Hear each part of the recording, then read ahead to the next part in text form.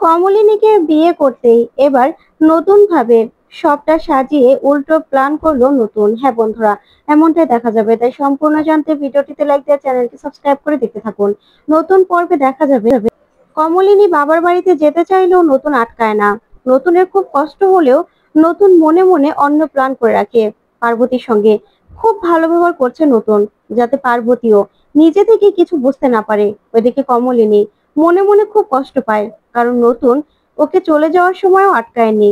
তখন কমলিনী নিজের বাবার বাড়িতে চলে যায়। ওইদিকে কুর্চি সহ সবাই মিলে নতুনের এই ব্যবহার দেখে অবাক হয়। তখন মিঠি বলে, নতুন কাকু এত তাড়াতাড়ি পাল্টে গেল? ওইদিকে রেশমি বলে, হ্যাঁ, নতুনটাও তো এই যে বুড়িকে একটু আটকালো না, কারণ সে এখন বিয়ে করেছে। আর কি কাগজপত্রে নাকি সই করাবে, শুনেছি নমনী টমনীটি নাকি নিজের নামেই নিয়ে নেবে। তখন কমলিনী খুব কষ্ট পেয়ে বলে, বৌদি তুমি কি ভেবেছো এখানে আমি এসেছি কি থাকতে? না, আমিও চলে যাব। আমাদের জন্য বাড়ি দেখা হচ্ছে, বাড়ি দেখা হলে খুব তাড়াতাড়ি এখান থেকে আমি চলে যাব। ওইদিকে নতুন ওর বন্ধুর সঙ্গে মিলে ম্যারেজ রেজিস্ট্রারে সব কাগজপত্র ঠিক করে নেয়, যেখানে কনে হলো কমলিনী আর বর বেশে হলো নতুন, কিন্তু সেটা কমলিনীও জানে না। তারপরে দেখা যাবে প্রাঞ্জল সহ কমলিনীকে বাড়িতে ডেকে আনে নতুন। ওইদিকে অনন্যা, স্বর্গজিৎ সহ সবাই আছে। তারপরেই কমলিনীকে বলা হয় পার্বতীর সঙ্গে ম্যারেজ রেজিস্ট্রি করছে নতুন। তখন তো কমলিনী খুব কষ্ট পেলেও কিচ্ছু বলে না, বলে খুব খুশি হয়েছি নতুন ঠাকুরপো আমি। যাক, তোমাদের বিয়েটাকে তাহলে তুমি স্বীকৃতি দিচ্ছ। ওইদিকে তো অনন্যা খুব খুশি, পার্বতীও খুব খুশি। তখন নতুন বলে, হ্যাঁ কমলিনী, তুমি তো এটাই চেয়েছিলে। তাই যখন পার্বতী এ বাড়িতে বউ হয়ে চলে এসেছে, তাহলে তোকে স্বীকৃতি দিতেই হবে। তারপরে দেখা যাবে পার্বতীকে বর্ষা খুব সুন্দর করে সাজায়। আর এদিকে উকিলও চলে আসে। তারপরে নতুন বলে কমলিনীকে, কমলিনী তোমার সইটা লাগবে, তুমি সইটা করে দাও। তখন প্রাঞ্জল বলে, কেন?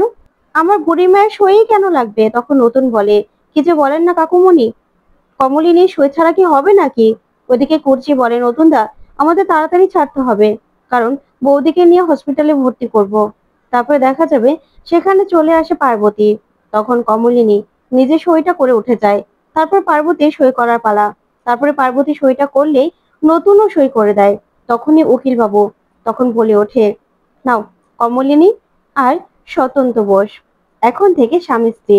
তখন তো এই কথা শুনে যেন আকাশ ভেঙে পড়ে পার্বতীর মাথায়, আর বলে, কি বলছেন আপনি? মানে এখানে বউ তো আমি, আমার সঙ্গে বিয়ে হয়েছে।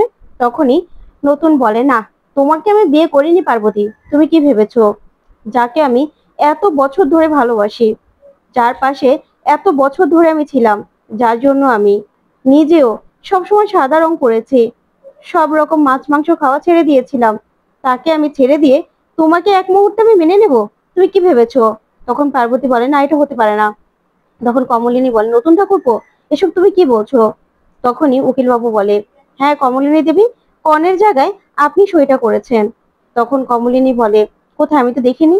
তখন কমলিনী সইটা দেখে চমকে যায়। তখন নতুন বলে, আমি জানতাম কমলিনী, আমি তোমাকে সই করতে বললে তুমি না দেখেই আগের মতো সইগুলো করে দেবে, তাই আমি কাউকে কিচ্ছু জানাইনি। তুমি কি ভেবেছো তোমার এই অবস্থাতে আমি তোমাকে ছেড়ে দেব, যাকে আমি সারা জীবনেও ছাড়িনি?